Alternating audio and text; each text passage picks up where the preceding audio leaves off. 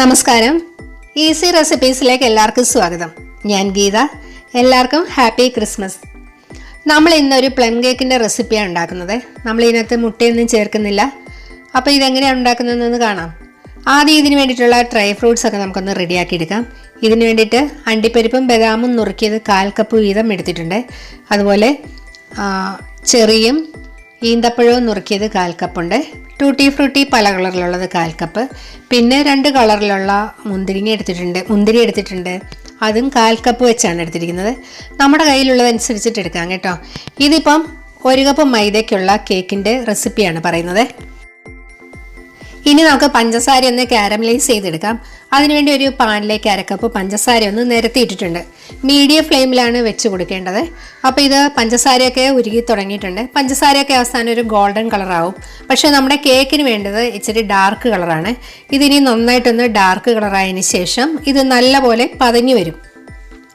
ആ ഒരു സമയത്ത് നമുക്ക് തീ കുറച്ച് വെച്ചിട്ടോ അല്ലെങ്കിൽ സ്റ്റൗ ഓഫ് ചെയ്തിട്ടോ നമുക്ക് ഇതിനകത്തേക്ക് ചൂടുവെള്ളം 2-3 തവണയായിട്ട് ഒഴിക്കാം. ഇങ്ങനെ ചെയ്യുമ്പം കയ്യിൽ ആവി അടിക്കാൻ ചാൻസ് ഉണ്ട് കേട്ടോ. അതുകൊണ്ടാണ് തീ കുറച്ച് വെക്കാൻ പറയുന്നത്. എന്നിട്ട് നമുക്ക് ഇതിനകത്തേക്ക് 1/2 കപ്പ് ഓറഞ്ച് ജ്യൂസ് ഒഴിക്കാം. ഇതിനി നന്നായിട്ടൊന്ന് തിളച്ച് വരുമ്പോഴേക്ക് നമുക്ക് ഇതിനകത്തേക്ക് നമ്മൾ എടുത്തു വെച്ചിരിക്കുന്ന ഡ്രൈ ഫ്രൂട്ട്സ് ഒക്കെ ഇട്ട് കൊടുക്കാം. ഞാൻ ഈ നട്ട്സും ബദാമും എല്ലാം ഈ കൂട്ടത്തിൽ തന്നെ ഇടുകയാണേ. ഇതിനി ഒരു 5 മിനിറ്റ് അടുപ്പയിലിരുന്നൊന്ന് തിളച്ചെന്ന് വറ്റി വരണം. ഇനി നമുക്ക് ഇതിനകത്തേക്ക് 1/4 കപ്പ് ബട്ടർ ചേർക്കാം. ബട്ടർ നേരത്തെ എടുത്ത് വെച്ചിരുന്നതുകൊണ്ട് മെൽറ്റ് ആയതാണ്. കേക്കിൻ്റെ ബാറ്റർ തയ്യാറാക്കുന്ന സമയത്ത് ഇനി ഓയിലും ബട്ടറും ഒന്നും ചേർക്കണ്ട കേട്ടോ. ഇനി നമുക്ക് ഇതിനകത്തേക്ക് ഇത്തിരി ഓറഞ്ചിൻ്റെ തൊലി വിളയിച്ചത് ചേർക്കാം. ഇനി ഇതില്ലാന്ന് വെച്ച് കഴിഞ്ഞാൽ ഓറഞ്ചിൻ്റെ തൊലി ഒന്ന് ചിരണ്ടി എടുത്തത് മതി. അതിലെ വെളുത്ത ഭാഗം ഒഴിവാക്കാൻ നോക്കണേ, അല്ലെങ്കിൽ അത് കഴിക്കും കേട്ടോ. അതിനുശേഷം നമ്മൾ ഇതിനകത്തേക്ക് 2 ടേബിൾ സ്പൂൺ ജാം കൂടെ ചേർക്കുകയാണ്. ജാം ഈ ഇതുമായിട്ട് നന്നായിട്ടൊന്ന് മിക്സായി വന്നോളൂ. കേക്കിന് വേണ്ടിയിട്ടുള്ള ഇൻസ്റ്റൻറ്റ് ഫ്രൂട്ട് മിക്സ് റെഡി ആയിട്ടുണ്ട് കേട്ടോ. സാധാരണ ഇത് റെമ്മിനകത്ത് സോക്ക് ചെയ്താണ് ഉണ്ടാക്കുന്നത്. ഇത് നമുക്ക് ഒരാഴ്ചത്തോളം പുറത്തും അതുപോലെ തന്നെ 2-3 ആഴ്ച ഫ്രിഡ്ജിനകത്തും എയർടൈറ്റ് കണ്ടെയ്നറിനകത്താക്കി സൂക്ഷിക്കാൻ പറ്റുമേ. അപ്പോൾ ഈ ഒരു കേക്ക് ഒരു തവണ ഉണ്ടാക്കി കഴിച്ചു കഴിഞ്ഞാൽ നമുക്കിത് വീണ്ടും വീണ്ടും ഉണ്ടാക്കി കഴിക്കാനുള്ള ഒരു ടെൻഡൻസി ഉണ്ടാകും കേട്ടോ. അത്രയ്ക്ക് ടേസ്റ്റാണ് ഈ കേക്കിന്. അതുകൊണ്ട് തന്നെ ഞാനിതൊരു 3 കേക്കിന് വേണ്ടിയിട്ടുള്ള ഫ്രൂട്ട് മിക്സ് റെഡിയാക്കി എടുക്കുന്നുണ്ട്. ഇതിങ്ങനെ നല്ലപോലെ റെഡിയാക്കി എടുത്തിട്ട് തണുത്തതിന് ശേഷം എയർടൈറ്റ് കണ്ടെയ്നറിനകത്താക്കി ഫ്രിഡ്ജിൽ സൂക്ഷിച്ചു കഴിഞ്ഞാൽ നമുക്കിതിടയ്ക്ക് കേക്ക് ഉണ്ടാക്കിയെടുക്കാൻ എളുപ്പമാണ്. ഇനി കേക്കിൻ്റെ ഡ്രൈ ഇൻഗ്രീഡിയൻസ് ഒക്കെ ഒന്ന് റെഡിയാക്കി എടുക്കാം. അതിന് വേണ്ടിയിട്ട് 1/4 കപ്പ് പഞ്ചസാര എടുത്തിട്ടുണ്ട്. ഇതിലേക്ക് 2 ചെറിയ കഷ്ണം പട്ട, 3 ഗ്രാമ്പു, ചെറിയൊരു കഷ്ണം ജാതിക്ക, 1/2 ടീസ്പൂൺ ചുക്ക് പൊടിച്ചത്, ഇത്രയും ഇട്ടിട്ട് മിക്സിയിൽ ഒന്ന് നന്നായി പൊടിച്ചെടുക്കാം. അതിനുശേഷം നമുക്ക് ഒരു പാത്രത്തിലേക്ക് അരിപ്പ വെച്ചിട്ട് അതിലേക്ക് 1 കപ്പ് മൈദ ചേർക്കാം. ഇതിൻ്റെ കൂട്ടത്തിൽ നമ്മൾ പൊടിച്ച പഞ്ചസാര ചേർക്കാം. മിൽക്ക് പൗഡർ 1/4 കപ്പ് ചേർക്കാണ്. ഇത് കയ്യിലുണ്ടെങ്കിൽ ചേർക്കാം. ഇത് ചേർക്കുമ്പോൾ നല്ലൊരു ടേസ്റ്റാണ് കേട്ടോ കേക്കിന്. അതിനുശേഷം നമുക്ക് 1 ടീസ്പൂൺ ബേക്കിംഗ് പൗഡറും 1/2 ടീസ്പൂൺ ബേക്കിംഗ് സോഡയും 1/4 ടീസ്പൂൺ ഉപ്പും കൂടെ ചേർക്കാം. നന്നായിട്ടൊന്ന് ഇളക്കിയതിന് ശേഷം നമുക്കിതൊന്ന് അരിച്ചെടുക്കാം. 3 തവണയെങ്കിലും ഇതൊന്ന് അരിച്ചെടുക്കണം കേട്ടോ.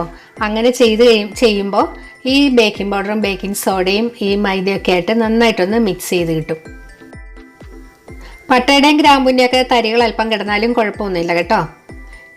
ഞാൻ കേക്ക് ടിൻ റെഡിയാക്കിയിട്ടുണ്ട്. ബട്ടർ പേപ്പറൊക്കെ വെച്ചാണ് റെഡിയാക്കിയിരിക്കുന്നത്. ഇനിയിപ്പം അതല്ലാന്ന് വെച്ച് കഴിഞ്ഞാൽ ഓയിൽ പുരട്ടിയതിന് ശേഷം മൈദ ഇട്ടൊന്ന് തട്ടിയെടുത്താൽ മതിയാവും. ഇനി നല്ല കട്ടിയുള്ള ഒരു ചരുവത്തിൽ റിങ്ങും തട്ടും ഒക്കെ ഇറക്കി വെച്ചിട്ട് മീഡിയം ഫ്ലെയിമിൽ ഒരു 15 മിനിറ്റ് ഒന്ന് ചൂടാക്കി എടുക്കാം. ഇതിലാണ് നമ്മൾ കേക്ക് ഉണ്ടാക്കുന്നത്.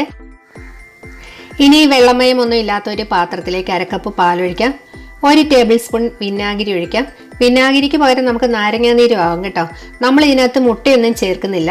ഇതിപ്പം നന്നായിട്ടൊന്ന് ഇളക്കി എടുത്തു കഴിയുമ്പോഴേക്കും ഇത് പാലൊക്കെ പിരിഞ്ഞു വന്നിട്ടുണ്ട്.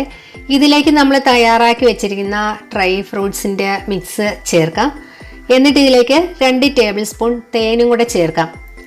തേനും മിൽക്ക് പൗഡറും ജാമും കയ്യിലുണ്ടെങ്കിൽ ചേർത്താൽ മതി. ഇതൊക്കെ ചേർക്കുമ്പോൾ നല്ലൊരു ടേസ്റ്റ് കിട്ടും കേട്ടോ.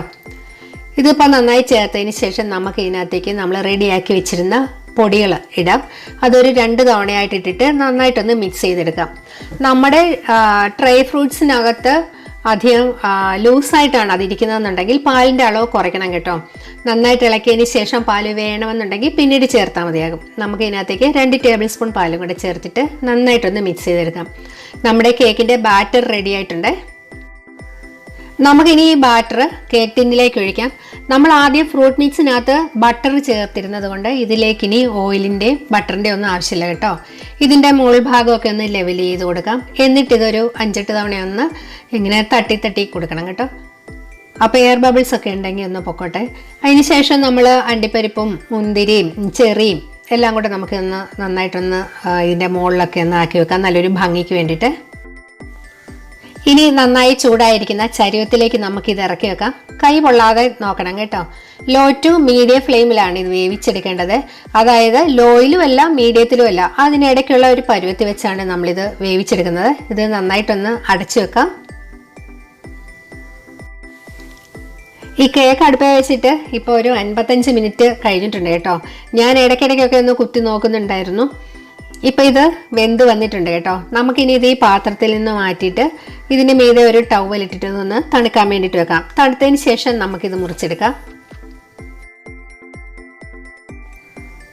ഇപ്പോൾ 1.5 മണിക്കൂർ കഴിഞ്ഞിട്ടുണ്ട്. കേക്കൊക്കെ നന്നായി തണുത്തിട്ടുണ്ട്. നമുക്ക് ഈ കേക്ക് എന്തായി നോക്കാം.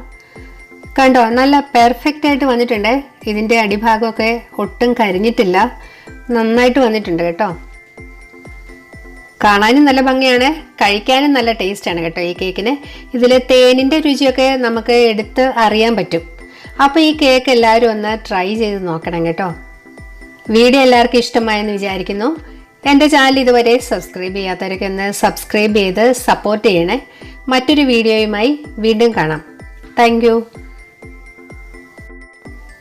എല്ലാവർക്കും ഒരിക്കൽ കൂടെ ഹാപ്പി ക്രിസ്മസ്.